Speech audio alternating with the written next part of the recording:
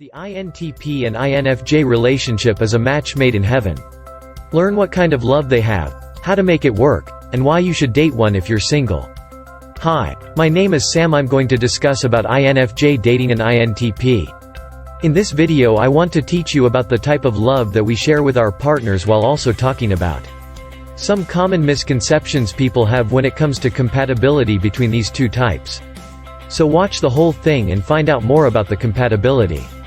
It's not often that I come across anything about INFJ and INTP relationships, much less anything decent. The only thing I've ever found is something identifying the two types as idealistic or romantic. While these would be accurate, they don't go beyond surface-level analysis. They fail to address the question that naturally follows: are these idealistic romances compatible? Are they satisfactory? Many people seem to think so, but what makes them think this? What motivates an INFJ to date an INTP, or vice versa? Is it merely a passionate love for one another? How does each type help satisfy the needs of the other type under this condition of mutual passion? By focusing on these questions, this video hopes to provide insight into how INFJ and INTP relationships work. The first thing I want to point out is that the needs of an INFJ are actually pretty simple. To keep it short, they value authenticity, growth, and depth in themselves and their partners. They like having open communication with honest feedback in return. Life can't be one-sided if there's any hope for growth together. Most important of all is an INFJ's desire to help alleviate pain or suffering in their partner, which is why they make great counselors. These needs fit remarkably well with the personality types most compatible with them. INTPs have needs too. They value truth above all else. They want their partners to actually mean what they say instead of simply saying what their partners want to hear. INTPs need space for themselves to think things over without having anyone imposing their thoughts on them or trying to make them feel guilty about not thinking about someone else's problems right now. This is especially true when there are more pressing matters at hand. INTPs value authenticity, truth, and depth in communication. Last but not least, they need mutual respect, especially when there's a disagreement that needs to be resolved. These needs fit remarkably well. The latter shares preferences for growth in communication and mutual respect.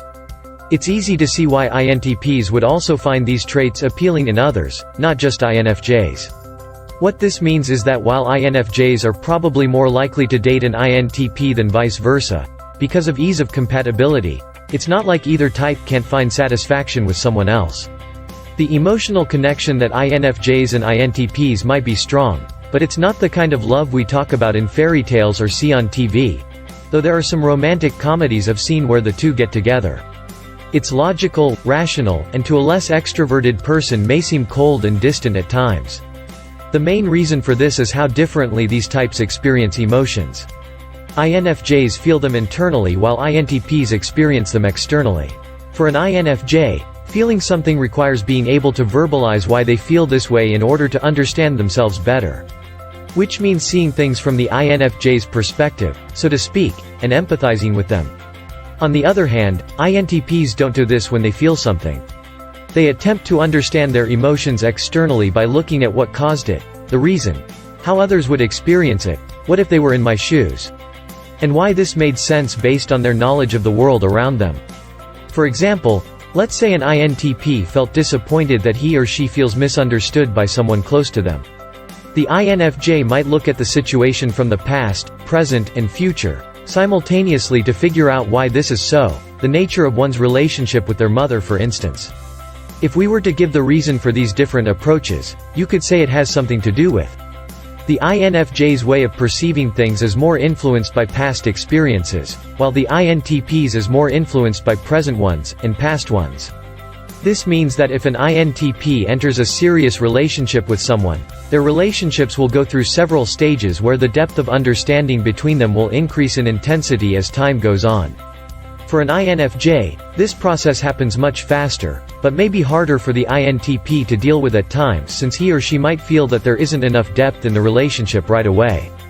Of course, this doesn't mean that INTPs are incapable of improving their emotional intelligence to help them understand INFJs. It just means that they need more time to figure out what's going on, which is fine if both parties are patient enough for it.